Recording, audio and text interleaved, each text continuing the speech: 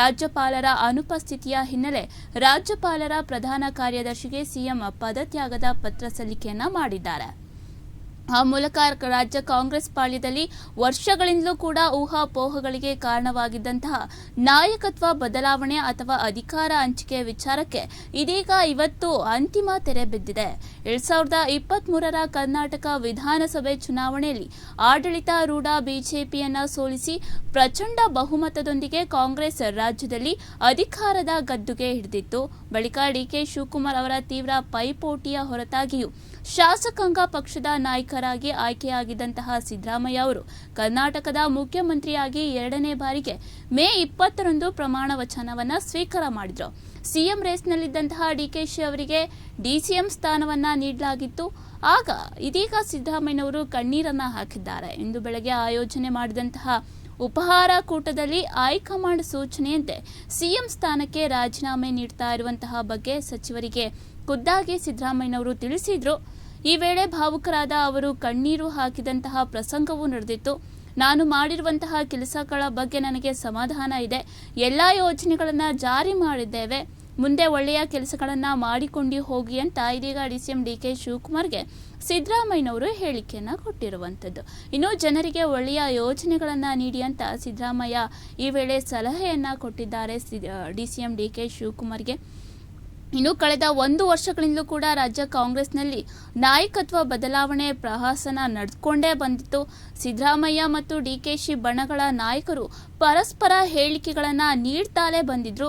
ಈ ನಡುವೆ ಪಂಚರಾಜ್ಯ ಚುನಾವಣೆ ಬೆನ್ನಲ್ಲೇ ಉಭಯ ನಾಯಕರನ್ನ ದೆಹಲಿಗೆ ಕರೆದಿದ್ದಂತಹ ಹೈಕಮಾಂಡ್ ನಾಯಕರನ್ನ ಸುದೀರ್ಘ ಸಭೆ ನಡೆಸಿದ್ರು.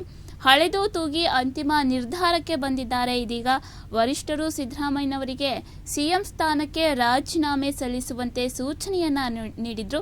ಅದರಂತೆ ಇದೀಗ ಸಿದ್ದರಾಮಯ್ಯನವರಿಗೆ ಪದತ್ಯಾಗವನ್ನ ಮಾಡ್ತಾ ಇದ್ದಾರೆ. ಈ ಬಗ್ಗೆ ಸಿಎಂ ಸಿದ್ದರಾಮಯ್ಯನವರು ಮಾತನಾಡಿದ್ದಾರೆ, ನೋಡೋಣ.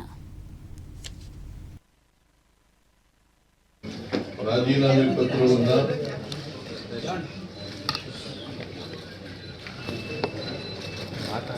ಅವರ ಕಚೇರಿ,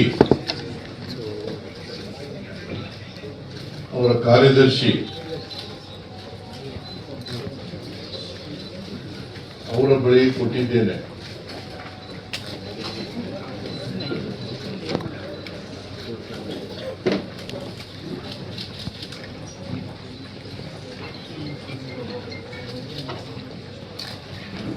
ನಾನು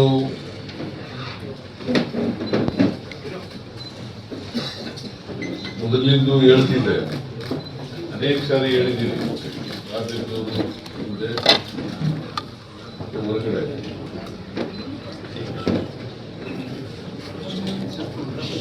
ಹೈಕಮಾಂಡ್ನವರು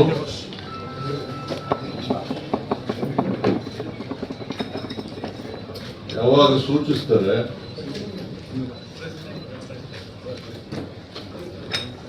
ಆವಾಗ ರಾಜೀನಾಮೆಯನ್ನ ಕೊಡುತ್ತೇನೆ ಅಂತ ಹೇಳಿದ್ದೆ. ಅದರ ಪ್ರಕಾರ ಮೊನ್ನೆ ಹೈಕಮಾಂಡ್ನವರು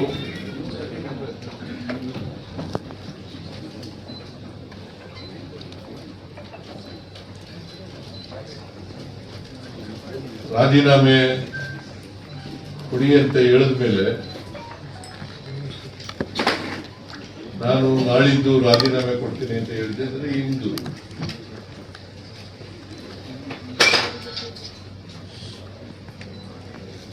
ಹಾಗಾಗಿ ಇವತ್ತು ರಾಜೀನಾಮೆಯನ್ನು ಸಲ್ಲಿಸ್ತಾ ಇದ್ದೇನೆ.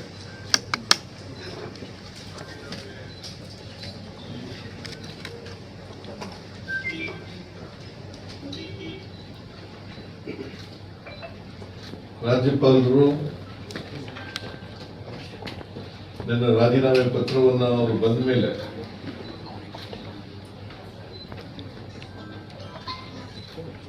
ಅಂಗೀಕಾರ ಮಾಡ್ತಾರೆ ಅಂತ ಹೇಳಿ ಸಂಪೂರ್ಣ ವಿಶ್ವಾಸ ಇದೆ. ಸಂವಿಧಾನದ ಪ್ರಕಾರ ಮಾಡಲೇಬೇಕು.